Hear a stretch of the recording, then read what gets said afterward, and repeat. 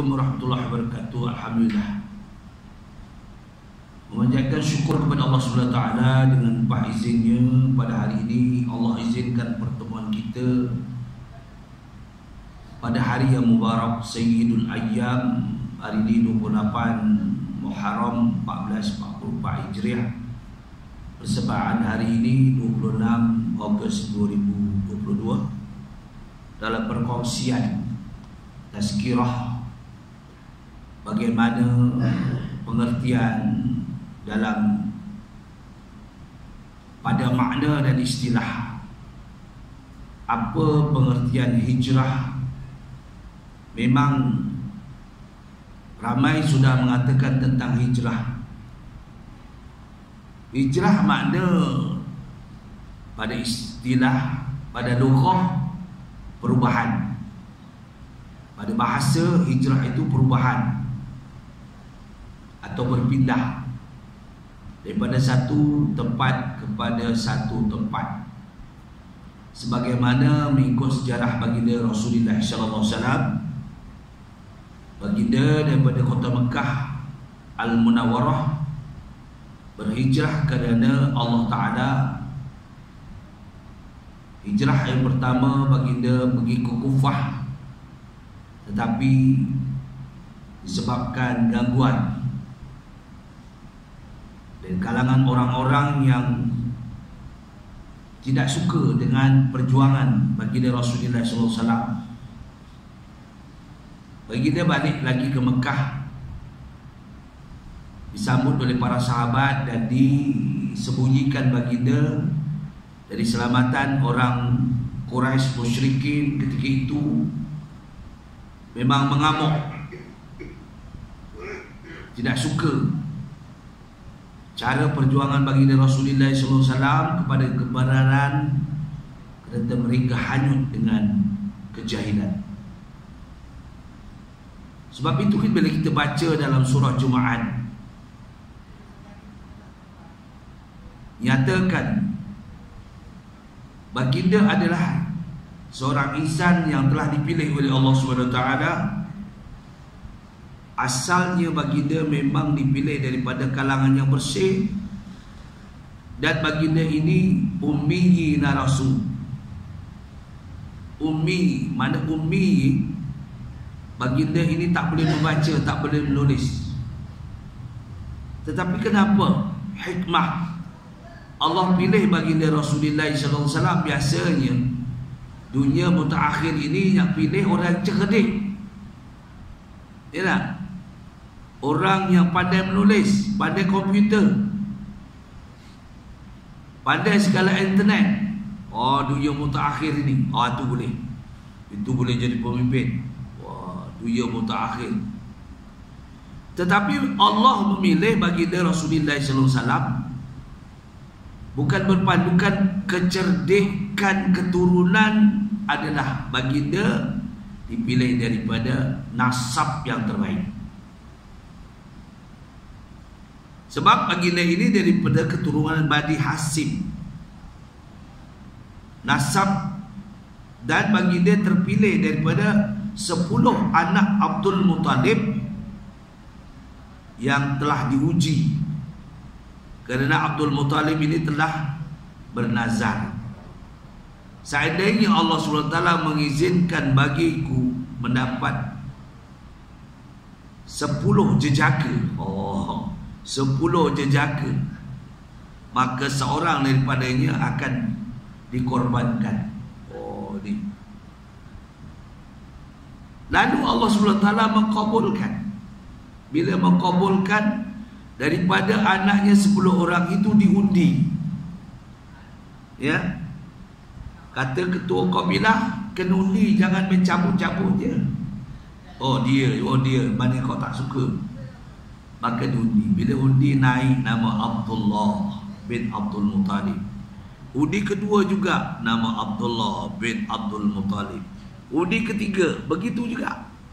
Macam mana ni? Ada. Inilah ya ujian kepada Abdul Muttalib. Begitu juga ujian kepada nenek moyang baginda Rasulullah SAW, iaitu Sina Nabi Ibrahim AS. Diuji. Berdakwah Rasulullah Nabi Ibrahim daripada kota Mekah hijrah ke Palestina, berdakwah kerana Allah Ta'ala. Walau bagaimanapun, Nabi Ibrahim juga diuji, uji yang amat berat. Kita ni selalu uji sedikit saja, tapi kita suka mengeluh. Di sifat sekarang ni suka mengeluh. Tapi kalau kita kembali kepada sirah para Nabi dulu, diuji oleh Allah Ta'ala berbagai-bagai ujian yang sangat berat. Sampailah kepada baginda Rasulullah SAW dengan menegakkan agama kebenaran. Kerana baginda ini diamanatkan 4 sifat oleh Allah Ta'ala. Hari ini kalau kita berpegang teguh dengan 4 sifat yang Allah kurniakan kepada baginda Rasulullah SAW, InsyaAllah tidak jadi haru-hara negara kita, diri kita. InsyaAllah. Apa dia 4 sifat yang Allah amanatkan kepada baginda Rasulullah SAW menjadi satu pedoman supaya kita lebih meyakini diri berhijrah kerana Allah Ta'ala. 4 sifat pertama dinamakan Rasulullah diberi sifat sodik. Ya, sodik, bukan sodik segaraga, itu lain. Ya, itu sodik segaraga penipu musuh. Ini sodik, sifat baginda apa saja yang dilakukan oleh baginda adalah suatu yang nyata kebenarannya. Yang kedua, baginda dikurniakan sifat tabligh, menyampaikan setiap apa yang diwahyukan oleh Allah Ta'ala, berlaku walaupun berat. Sebagaimana yang ditugaskan kepada baginda Rasulullah SAW. Tapi amanat ini yang penting dijaga, ya, dipertahankan. Sifat-sifat yang merupakan sifat mahmudah. Padahal tak bersihat sebenarnya. Apa dia? Tabligh. Setiap yang diamanatkan oleh kepada baginda Rasulullah SAW, walaupun berat, ancaman yang berat daripada kaum-kaum jahiliah, tapi baginda tetap melaksanakan.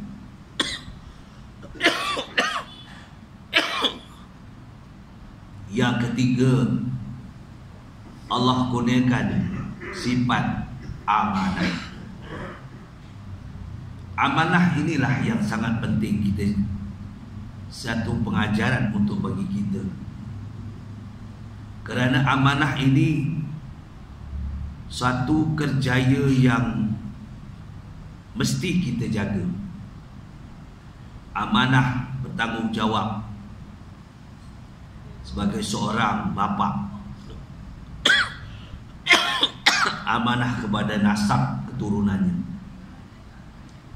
sebagai seorang suami, amanah kepada isterinya, sebagai seorang isteri bertanggungjawab amanah kepada suami dan nasabnya. Ini sangat penting. Yang keempat, batonah, cerdiknya baginda dalam melaksanakan perjuangan kepahaman aqaid ataupun akidah.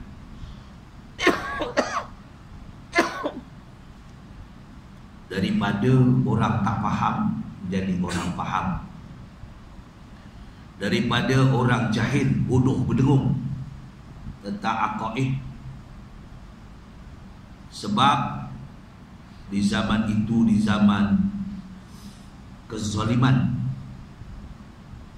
wanita jadikan alat hiburan, wanita jadikan dagangan, lelaki saling bunuh-membunuh. Tidak ada keharmonian dalam kehidupan mereka. Yang kaya akan menindas golongan yang miskin. Ini berlaku di dalam kehidupan baginda Rasulullah sallallahu alaihi wasallam. Sebab itulah baginda diutus oleh Allah Subhanahu wa taala. Setelah diangkat Nabi Isa alaihissalam selama 3 abad lamanya, barulah Allah utus seorang Nabi akhir zaman yang digelar dalam surah Al-Anbiya ayat 107. Wa ma arsalnaka illa rahmatan lil alamin. Setelah diangkat Nabi Isa alaihissalam, negara Arab huru-hara dengan kezaliman, dengan penindasan.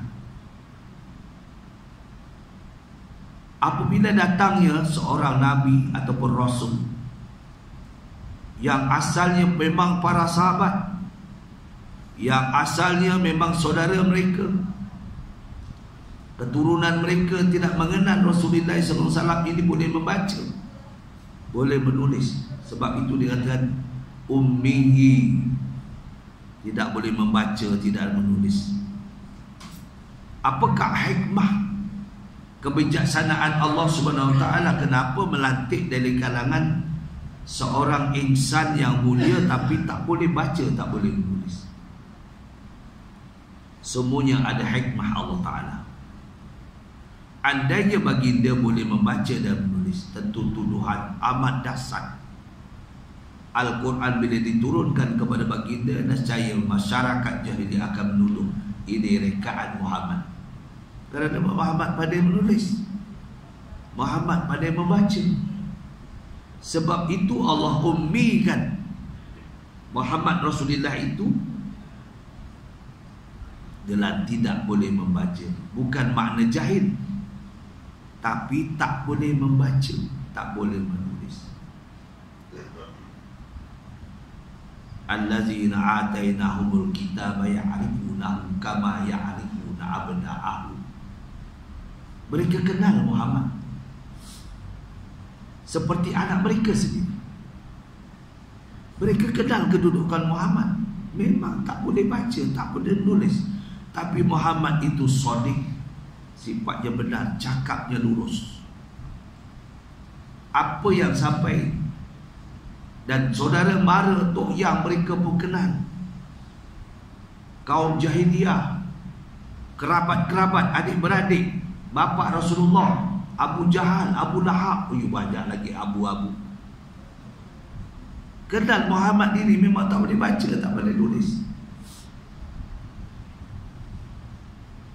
Suatu ketika Muhammad telah diajar oleh utusan baginda bernama, utusan Allah SWT bernama Jibril alaihissalam, dan mengajarkan kepada baginda Rasulullah SAW dengan kalimah suci, Iqra bismi rabbikal ladzi khalaqa, khalaqal insana min 'alaq.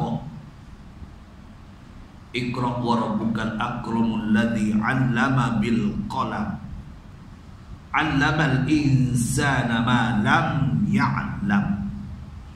Ayat ini menjadi satu pedoman untuk kita, inspirasi kita.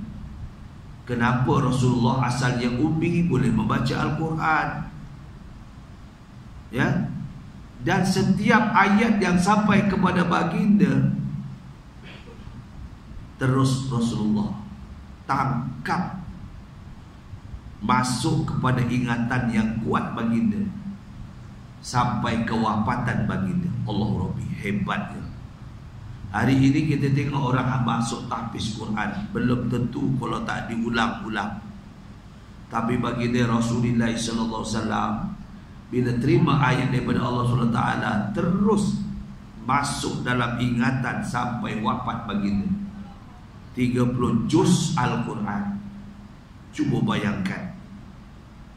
Inilah yang disampaikan oleh baginda Rasulullah SAW. Sebab inilah kita kena faham. Perjuangan Rasulullah SAW itu untuk mengubah kedudukan orang jahiliyah. Kedudukan baginda Rasulullah SAW untuk mempengertikan kepada generasi ketika itu supaya kenal pencipta yang sebenar. Kalimah tauhid dibacakan.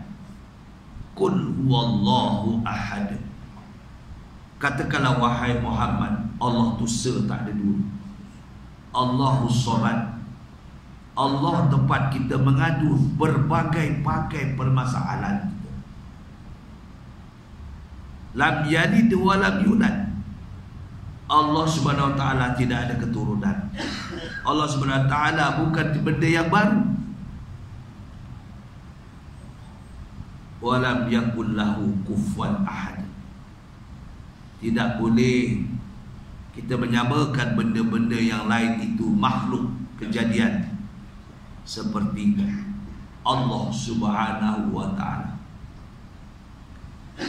Kalau kita rujuk kepada bangsa kafir mengguna akal sebagaimana yang dijelaskan oleh yaitu ulama besar ilmu tauhid Abul Hasan Al-Asani. Kalau kita rujuk kepada bangsa kafir yang bukan Islam, tuan-tuan kalau tak percaya tanya. Dia cakap siapa yang cipta langit? Bangsa kafir akan cakap Allah. Tentu dia akan cakap Allah, tapi dia tak kenal Allah. Siapa yang menurunkan hujan? Dia akan cakap Allah. Dia tak akan cakap Tuhan dia.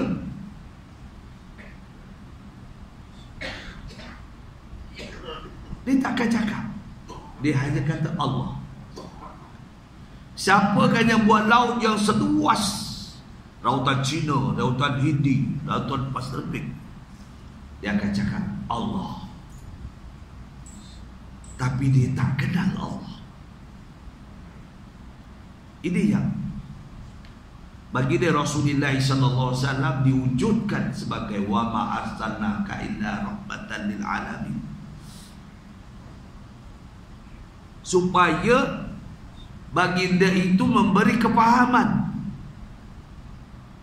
tentang prinsip kedudukan agama yang sebenar, tentang keyakinan kita mentauhidkan Allah yang sebenar.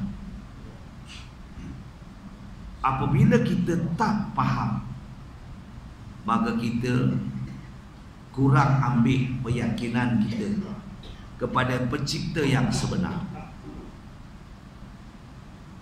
Sebab itu penghijrahan baginda supaya kita mengamati prinsip Islam ini. Suatu ketika golongan jahiliyah ini bermuafakat supaya kerjasama di dalam agama, supaya kerjasama dalam agama. Lalu mendatangi baginda Rasulullah sallallahu alaihi wasallam, ya Muhammad, antara kita bukan tidak ada hubungan. Rasulullah sallallahu alaihi wasallam adalah anak saudara kepada presiden ketika gubernur Arab yang bernama Abu Jahal. Lalu kita ada hubungan antara kita hanya kepahaman dalam meyakini Tuhan yang sebenar aja. Lalu mereka mengeluarkan kepada Muhammad, ya Muhammad, beginilah. supaya tidak ada pertelingkahan, tidak ada permusuhan antara kita.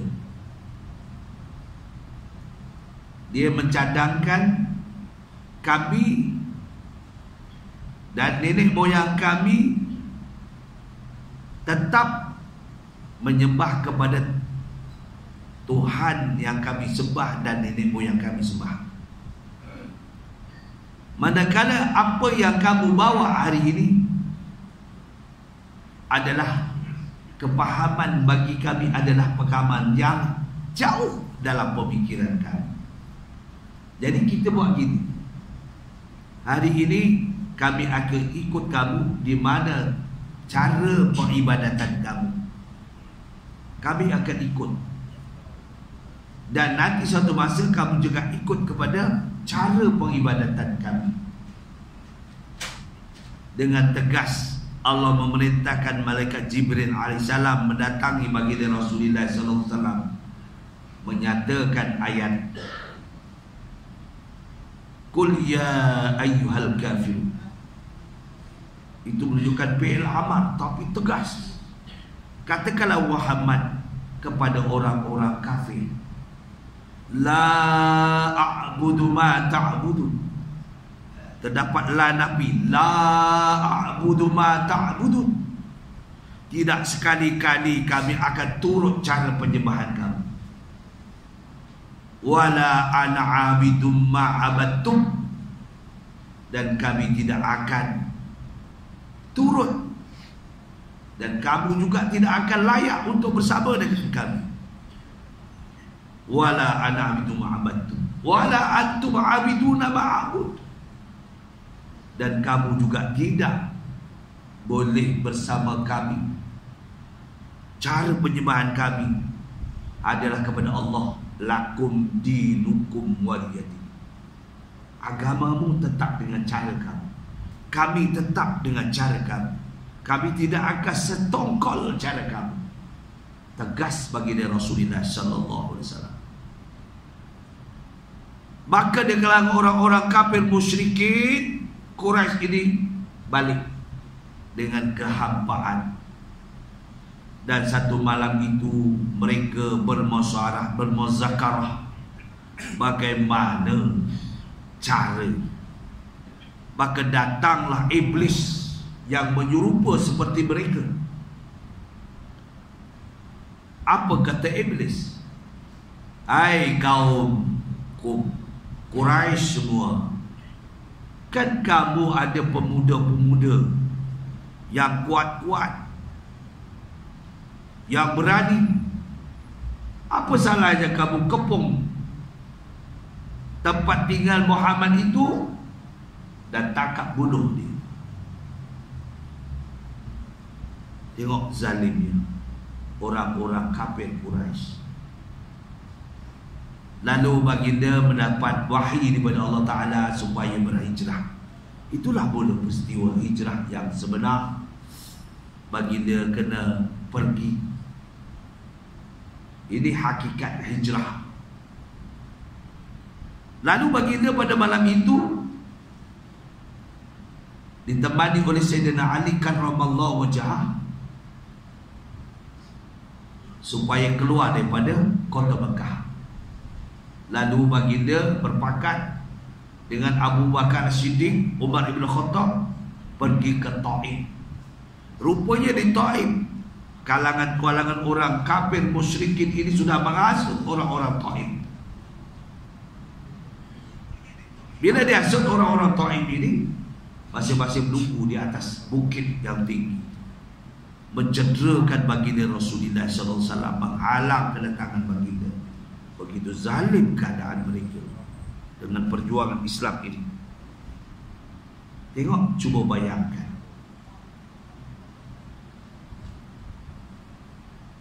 Itulah perjuangannya baginda untuk supaya kita ingat bagaimana kedudukan baginda berhijrah, berpunca dengan keberanian baginda, ketegasan baginda. Walaupun perkara itu sukar baginda untuk menghadapi, tetapi empat sifat yang ada pada baginda, tetap baginda akan sampaikan. Sodik, benar ya baginda, tabligh, menyampaikan apa saja arahan Allah Ta'ala, dan amanahnya tidak disembunyikan, dan fatonah, cerdik cara baginda. Akhirnya baginda balik lagi ke Mekah,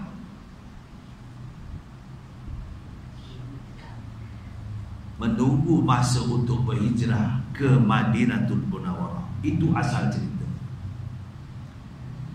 Sebagai satu iktibar hari ini, saya nak kongsikan pengertian hijrah. Hijrah hakiki yang sebenarnya kehidupan kita pun perlu faham.